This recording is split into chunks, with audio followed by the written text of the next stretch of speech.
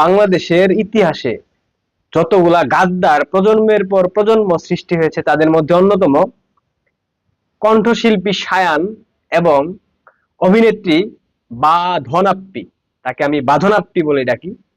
এদের হঠাৎ করে চেতনার দণ্ড জাগ্রত হয়েছে। কিভাবে?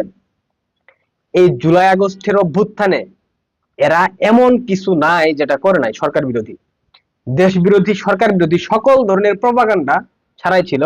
মানে সোশ্যাল মিডিয়াতে আপনি স্ক্রল করলে দেখতে পারবেন জুলাই আগস্টের সময় এদের কি লম্বা লম্বা লেকচার, মানে সরকার বিরোধী, দেশ বিরোধী যত ধরনের কথা এরা বলে গেছে।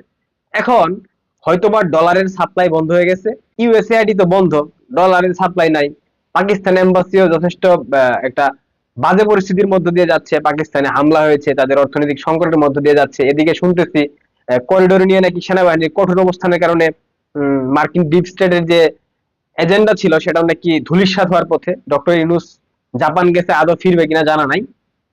তো হঠাৎ করে এদের ডলারের সংকট হয়েছে নাকি এদের চেতনার দণ্ড জাগ্রত হয়েছে, এরা এখন ভুল পাল্টে ফেলেছে।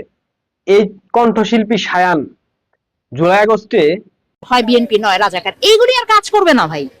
আমাদের নতুন প্রজন্ম যারা মুক্তিযুদ্ধের সময় জন্ম হয়নি তারা অনেক স্মার্ট, তারা অনেক বুদ্ধিমান, তারা এইগুলি খাবে না। মুক্তিযুদ্ধ বনাম রাজাকার, এইটা হচ্ছে এদের এদের পলিটিক্যাল একটা চাল।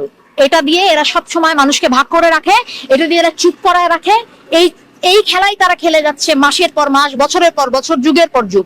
এবং এই জিনিসটাকে আপনারা হতে দেন। আপনারা মনে একটা ন্যায্য অধিকারের কথা জিজ্ঞেস করব, তখন বলে দেয় রাজাকার। এই যে কথাটা বলে, এই ব্যাস, কেউ রাজাকার তকমা চায় না, আমি তো চাই না। আমার দেশ অনেক কষ্ট করে স্বাধীন হয়, কে চায় এরা তকমা পেতে? কিন্তু এটাকে ব্যবহার করা হয়।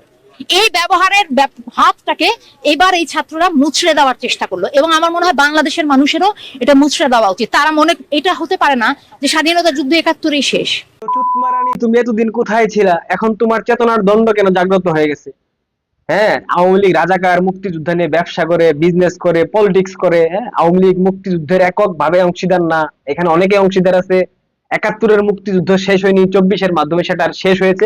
অনেক কথা ভাই, অনেক কথা বলছে ভাই, বিশ্বাস করেন এগুলা শুনলে এখন শরীরের রক্ত গরম হয়ে যায়। এই এই মহিলা, এই পুরুষরূপী এই মহিলা, সে ইউনূসকে নিয়ে গান লিখেছে ভাই, আপনারা জানেন? এখন আমি কপিরাইট ক্লেমের জন্য দেখাইতে পারতেছি না গানটা, আপনারা ইউটিউবে সার্চ করলে পাবেন। তার তার যে অফিসিয়াল ইউটিউব চ্যানেল আছে সেখানে দেখতে পারবেন। এই গাদ্দার, এই গাদ্দারনি, এই গাদ্দারনি জুলাই আগস্টের সেই চিটিং বিপ্লবে, সেই জঙ্গি অভ্যুত্থানের গান বানাইছে, গান গাইছে এই গাদ্দার। এখন এত মাস